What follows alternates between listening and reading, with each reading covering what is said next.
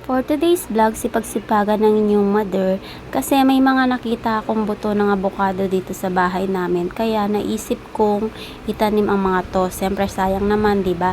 So samahan niyo ako magtanim ng mga abukado dito lang sa may side namin. Maglalakad lang tayo ng kaunti tapos makakarating na tayo sa bakanting lote. Ito nga palang bakanting lote na to is nabili ko nung nasa Japan ako. Kaya wag na kayong magtanong kung saan napunta yung pera ko ng 2 years. So, ayan, nakikita nyo naman, 'di ba? So, ayan yung aking naipundar nung 2 years ko na bumalik ako sa Japan. Malapit na tayo. Medyo malapit-lapit lang yan sa bahay namin. Ilang akbang lang siya, tas makakarating ka na. So, ayan, itinatanim ko pala yung avocado para pag umano na sila, yung bang tawag doon, yung tumubo na sila, doon ko muna sila pag-iwalay-walayin. Kaya ipupunla muna natin siya dyan. Aayain muna natin silang tumubo. At pag tumubo na sila, pag-iwalay-walayin na natin siya. So, yan.